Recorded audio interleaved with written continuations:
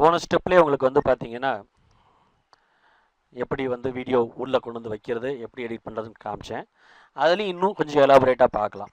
போனது வந்து பார்த்தீங்கன்னா ஜஸ்ட் நடுவில் வந்து நம்ம எஃபெக்ட் வைக்கிறது மட்டும்தான் பார்த்தோம். எஃபெக்ட் வந்து பார்த்தீங்கன்னா எல்லா கிளிப்புமே நம்ம எடுத்த கிளிப்பு தேவையான கிளிப்பாக இருக்காது. நிறையா வந்து ஜாஸ்தி எடுத்திருப்போம். அதெல்லாம் எப்படி நம்ம ட்ரிம் பண்ணுறதுங்கிறத பார்ப்போம். உதாரணத்துக்கு இப்போ இந்த இடத்துல வந்து பார்த்தீங்கன்னா ஃபஸ்ட்டு ஆடியோ நான் டெலீட் பண்ணிடுறேன். ஆல்டியே கொடுத்தீங்கன்னா ஆடியோ டெலீட் ஆயிரும். இப்போ இந்த ஃபைலில் இங்கேருந்து இது வரைக்கும் நமக்கு தேவையில்லை அப்படின்னா நீங்கள் என்ன பண்ணுங்கள், 2 வகையான கட்டிங் இருக்குதுல. லெட்டர் சி கொடுத்தீங்கன்னா, அதாவது லெட்டர் சி கொடுக்கறதுக்கு முன்னாடி அது செலக்ட் ஆகிருக்கான்னு முதல்ல பாருங்கள். எந்த வீடியோ லேயர் செலக்ட் ஆகிருக்கோ அந்த வீடியோ லேயர் மட்டும்தான் கட் ஆகும். லெட்டர் சி கொடுத்தா இந்த இடத்துல ரேசர் கட், இது வந்து 2 ஃபைல் ஸ்ப்ளிட் ஆயிடுது. நீங்கள் டெலிட் கொடுத்தீங்கன்னா இந்த இடத்துல கேப் கிரியேட் ஆயிரும். இந்த இடத்துல போயிட்டு ரைட் கிளிக் பண்ணுங்கள், அதாவது இந்த கீழே வச்சு நீங்கள் ரைட் கிளிக் பண்ணிங்கன்னா லெட்டர் ஜி கொடுத்தீங்கன்னா ஆட்டோமேட்டிக்காக உங்கள் ஃபைல் ரெண்டுமே ஜாயிண்ட் ஆகிக்கும்.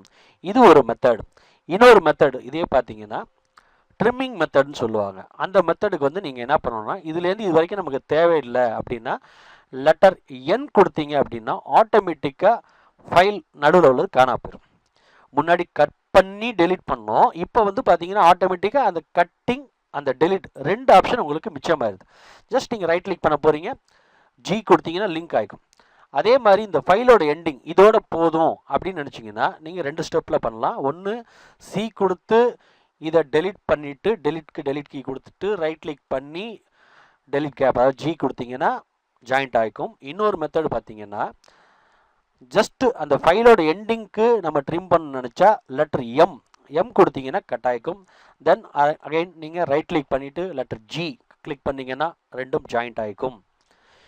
இந்த 2 வகையில் நம்ம வந்து எடிட்டிங் பண்ணலாம்.